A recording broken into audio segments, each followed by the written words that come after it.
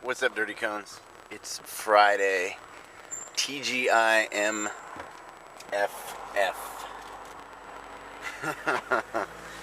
Oh, so I would like to thank, we'll call him Cone Beezy B, or Cone B, or Cone Beezy Beezy B. We'll call him Cone Awesome. Cone Awesome, I asked Cone Awesome, I said, what should I talk about today? And he said, I don't know, oh great one. Whatever you talk about will be great. He didn't say that. That's what I tell myself. No, I don't tell myself that. I make jokes about being arrogant, but I believe it's very important to not be arrogant as a PJ. And, you know, nothing wrong being confident. Just don't be arrogant. Because arrogant is like being the other A word. And we don't want to be that. The world's filled with A-worded people. This is a cleaner, nicer podcast today. I don't know. I just didn't feel... I'm worried, because... Not worried, but I know that there are young men and women listening to this, and there's a dead squirrel. You know, I'm very fluent in squirrel sign, and I gotta go, that's a bad sign. The squirrels are committing suicide on the fence line of Lackland Air Force Base. It reminds me of, what was that? The name of the information officer from Baghdad. And he's like, the Americans are committing suicide at the gates. We are winning. And the entire time they were losing and getting their ass beat. But, you know, he was the information officer that was like, no, Iraqi people, we are doing fine. We are killing the Americans. They are losing. And he was totally wrong. So, dead squirrel, I consider that's a good sign. It's a good sign for instructors. Bad sign for students. I believe my favorite squirrel sign was there were two squirrels dead in the middle of the road, but they were holding hands. And so that day when I got to the pool, I told the team what I had seen and said that did not bode well for them. But at least they would die as a team. And I felt that was very important because dying as a team, well, you know, at least you got friends. It's all that matters. So, Cone Beezy B, Cone Awesome, said, why don't you talk about expectations or, how you thought Pararescue was going to be and how it actually turned out to be. And I said, that is awesome. And so I didn't have a lot to go on. The only thing I knew about Pararescue was, Vietnam and awesomeness, rescuing people and, getting shot down and all that cool stuff. Not that getting shot down is cool, but, well, you know what? War was actually kind of fun until my friends started dying. Then it, wasn't so much fun. But when you're winning and nobody's dying, life's good. I didn't have any problems. Not that, I continued doing my job. I didn't have any problems that stopped me from doing my job. It just, when nobody's dying, you're not thinking about what can happen, so it didn't matter. But so, expectations, so thinking you're going to be jumping out of an airplane every day, not going to happen. You might get to the point where you jump once a quarter, especially in this day and age with the, shoot. Now I cut somebody off, I'm sorry. Welcome to San Antonio. You're not jumping every day. You wish you were jumping every day. In fact, when I first got to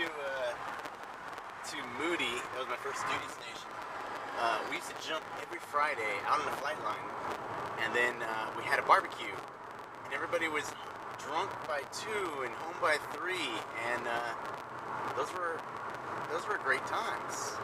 But those don't happen anymore. And what's funny is there was a PJ who became friends with me. He was visiting one Friday with his recruiter. He's like, what's Pararescue like? And I'm like, Pararescue? Man, I just jumped out of an airplane and now I'm getting drunk. I'm like, that is awesome. And so he left and then joined the Air Force thinking that is what Pararescue would be all about. And by the time he got to Moody, we were no longer doing that. They had, I'll blame it on the crows. Crows had come in and cut down on our drinking. And not that that's all we did, but I mean, you gotta have fun. You work hard, you play hard. And so they took away our fun, and you know, he's like, so years later when he caught back up with me, he's like, do you remember talking to me when I was about 17? I'm like, yeah. He's like, you lied to me. I'm like, what? He's like, you said, and I said, but that was the truth at that time. That is what pararescue used to be. That's when pararescue were dangerous, you know, or was dangerous. And cones ran in fear. You know, it's a Kindler Gentler Air Force, so we don't get to do that anymore. You know, all rescue units had bars. And not bars, you know, that like jail. Although many PJs have been to jail, you know, if only for the night. There were bars, and they had, you know, cool pictures on the wall and memorabilia and, you know, things that we had stolen from, you know, what's funny is then I start this off with, so I'm not cussing, but I'm telling you all these stories about, you know, the old days when things were stolen from bars and we had bars and things. And so this is not the family-friendly show I had planned on making. So I will not cuss, or I'll limit my cussing, and anyway, I'll just keep going. I'm a PJ. That's what PJs do. You know, if you're not living on the edge, you're not living. You know, you only appreciate life when you've seen death so many times. So that's why every day is just frosting on that cake, because, you know, there's just too many times where it's like, oh shit, we're all gonna die. And then you don't, and then you're like, man, I love life. I love you. I'm so happy we're still alive. You know, those are good times. So, let's see. Alright, so I lied to him. Well, I didn't mean to lie to him. I didn't lie. I don't ever lie. I tell the truth. It's not my fault that when the truth is no longer the truth. So, so I felt bad. But, yeah, so there's a fallacy. Those of you guys that think you're going to be doing CQB, kicking down doors, you might. I have, and other people have, but I'd say like maybe a third of the career field is kick down some doors and did some stuff. You do it a lot in training. You know, you're going to do all kinds of training. I've trained with the Gracies. I had my greatest chokeout was from a Gracie trained Delta guy that it was awesome. I was out in like 10 seconds. He just, you know, cut off my jugulars, and I was out, and I came to, and I'm like, that was awesome. So that was cool. Let's see, so you're not going to be kicking down doors. You might kick down doors. You go to certain units, you get more of a chance to kick down doors, but your average unit, you're not going to. Those of you guys that are like, oh, I want to go ST, you know, I think you should go rescue first. Find out what a PJ is before you go to an ST, and then find out what a PJ isn't. Because you really don't get to do much air crew. You're just a passenger in the back of the plane versus, you know, if you go rescue first, you learn how to speak pilot. And those wings get you in a lot of places. Just like a dive bubble on an army base is like, oh, this guy's serious. In the Air Force, those air crew wings, you know, really make the difference. So, you know, or a Ranger tab in the Army. It's all relevant, you know, what you got going on. So, you want to go to schools, you know, be smart, whatever. So let's see, not jumping every time, all the time. And if you are jumping, you know, you're not jumping Hollywood, slick, Hound of Blast. You're jumping full combat equipment, sweating, and going, this is miserable. But, it's worth it. So, not jumping all the time. The Air Force is actually out of money lately, so the TDYs have started dwindling down. Although there is good news that spaced or manned spaceflight is coming back. So there will be towels, transoceanic abort landing sites, where you go sit, get drunk with your buddies while you wait for something to blow up. Once again, as I've said before, Pararescue is all about your day starts when somebody else's is about to end. So, what are you gonna do? I don't pray for anything bad to happen. You know, that's why I have fun with my friends, because, you know, it's all about having a good time. Let's see, so, jumping, nope. Kicking down doors, nope. Will women flock to you? Or if you're a girl, when they allow Pararescue, will men flock to you? Yes, that is true. I have been on the warning list of many welcome to that base, and there's a picture of me that says avoid the PJs. I didn't do anything wrong. It just was loving life. So let's see. You will be the greatest rescue trained person on the planet. You will know how to do more things than they will let you do, because sometimes, you know, the LZ is too hot, it's too dangerous, the other services won't let you go in, because they have this theory that, you know, they would rather self-rescue before letting the professionals, you know, the boys from Dover come on in. So that sucks. If I'm ever in danger, I don't care who you send. You can send the Girl Scouts. As long as we all get home, I'm good with it. My pride is not that important.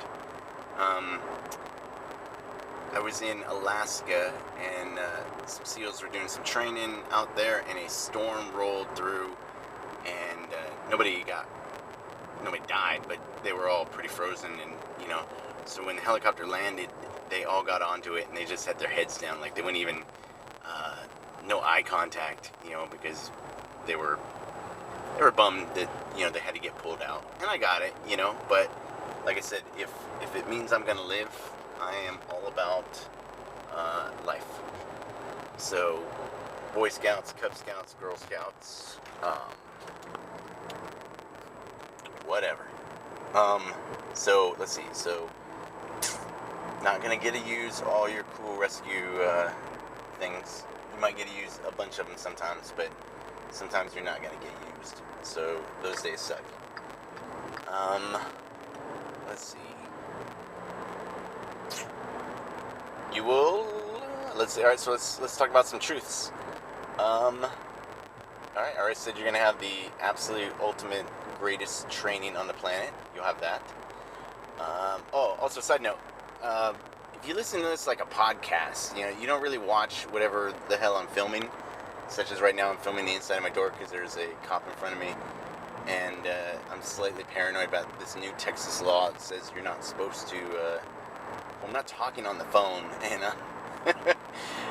I just hate, well, I don't mind explaining it, I guess. I'll be like, but officer, it's a video camera, and now you're on the video camera. I'm just talking to myself and 488 of my closest Cone friends. So, let's see, alright, so you'll get to go to cool places, you'll meet some of the most awesome people on the planet, you'll work with some of the most awesome people on the planet, Danes and Kiwis and SEALs and SF and all kinds of cool people, Marine Recon guys, who seems I've been hanging out with them a lot lately. I dig them, nice guys.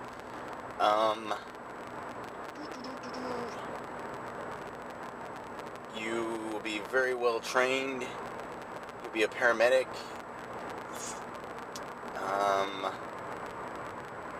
You get to shoot cool guns, you know, be on the cutting edge of technology. Maybe not like Captain America with that wingsuit technology, but hey, it could happen. Who knows? Let's see. If you're a crow, you probably can expect to get probably about 2 to 4 years of working before they stick you behind a desk. I don't know if anyone likes desks. As I've said before, I believe desks are like tombstones, and nobody wants to be behind one or under one. So, let's see, other fallacies.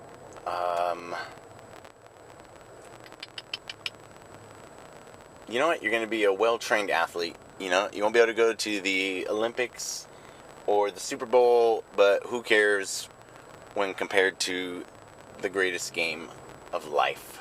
You know, how many people? There are more Olympians than anything. You know, I mean, nothing. Well, luge is pretty cool, but what about like curlers or something like that? I mean, I don't know. I think I could do that drunk. And I am calling myself out. So if there are any curlers listening to this, you let me know. I will show up at your favorite curling joint. We'll drink some beers, and you can laugh at me as I try to curl. That is a challenge. Curlers, come find me. in a peaceful way. I'm not threatening violence on anybody. I mean this in a let's have a good time, live life kind of way. So I think that's it for the fallacies. Overall, you know, I mean there are a couple things, you know, you think, oh, this is what it should be like. It is, it isn't. Maybe for some people it is. It's still a good life. It's been a great time for me. I've had my greatest days and my worst days, and the great days outnumber the bad days.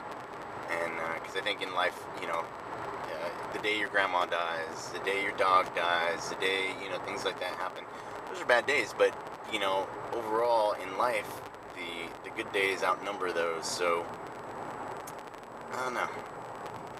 Looking back, you know, maybe a couple little things I'd done differently, maybe a little bit smarter, but then again, if I didn't do the things that I did, I wouldn't be me, and if I wasn't me, I wouldn't be happy. You know, I think for the most part, I'm a pretty happy guy. Some bad days, you know, you get bummed. Nobody can be happy all the time. I mean, look at poor Robin Williams, man. I always thought that his humor came from a good place. Like, I had no idea he was depressed.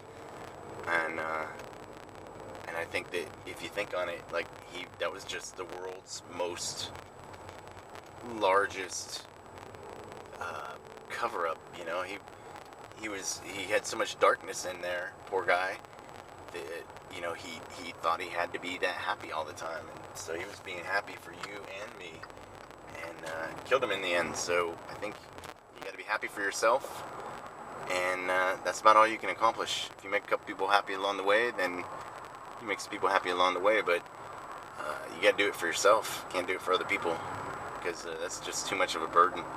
I remember when I got to Moody, a PJ who had broken his back and was kind of being med-boarded out, a good friend of mine, picked me to be his roommate, and he's like, I want to live with you. And I'm like, all right. And he was depressed. He was hurt and bummed out, and, you know, he was going places and then broke his back, and it was over. And it took everything I had to make him and me happy. And I was like, dude, I can't do this, man. You're killing me. And he's like, that's why I picked you. I figured you'd be the happiest person and you could keep me entertained. And, you know, I was honored that he thought that I could do that, and I accomplished it. But, you know, it made me have some dark days, because that was a lot of work. But we had some good parties. To where, like, our female to male ratio was like 6-1, and when we would get up in the morning, our floor would be covered with so much alcohol that you just squish, squish, squish, walking through on the carpet. But those were good times. You know, drunk dudes passed out on the lawn. Those were good times. I was 22, 23, I didn't know any better. So, yeah, I think Pararescue is what you make of it. You think it's going to be one thing. If you know what, life expectations. If you go into something without expectations, so you're ready and open to accept whatever happens, you'll be a lot better. Versus, well, I thought it was going to be like this. You do that to yourself, you're done. You can't expect anything. It just is what it is. Whatever happens, happens. I'm a firm believer in that. So I think you need to just walk through life with your hands open. That way you don't grab things. They just kind of, if something comes your way, you're happy, and then if it goes away, you're like, okay, don't grab on to ownership, because if you grab on to ownership of anything, you're gonna lose it, because that's just the way it goes. You want something. You want that promotion. You want that new car. You want that mission, and life's kind of ironic that way. You're probably not gonna get it. So, sometimes you might, but more often than not. So just don't expect much. Just expect nothing, and then you'll be pleasantly surprised when you get something. I think that's the key for today. Just don't expect anything. Don't worry about the world. Don't think about the world, because the world is not thinking about you. You need to take care of yourself, because that's the only thing that you can do. It's pretty much the only thing you can do is control who you are, what you are, and how you react to things. Because, like Ferris Bueller said, life comes at you fast. If you don't stop every once in a while to pay attention, it might just pass you by. So don't let life pass you by. Live in the moment. Be happy with what you got. Train hard.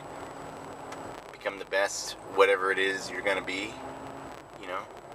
And the only person you're competing with is yourself. So compete hard against yourself. Beat that dude in submission. Be like, I'm going to win.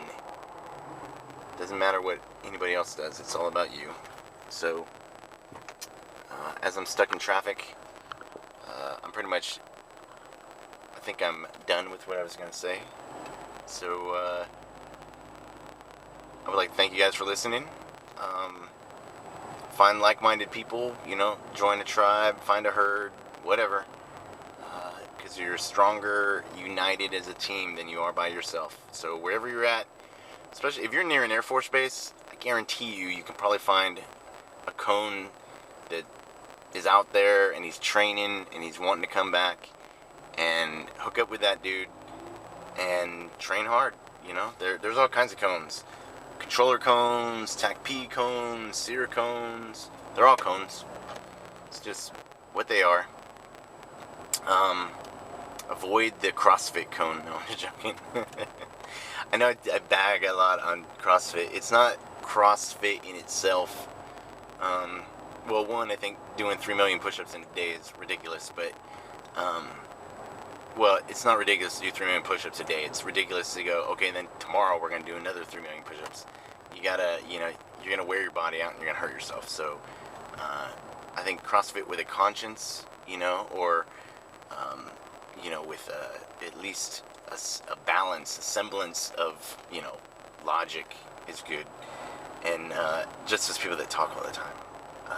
But, if you like it, it's silent professional. You can love CrossFit, just keep it low, just like foodies or furries or anybody else. Nobody wants to hear about Star Wars all day long. So, you can talk about it a little bit and then, move on. It's like if you got an ex-husband, you talk about him maybe 10 or 15 minutes, and then you find a happier thing to talk about. You got an ex-wife, you can complain about her for about 10 or 15 minutes, and then you move on.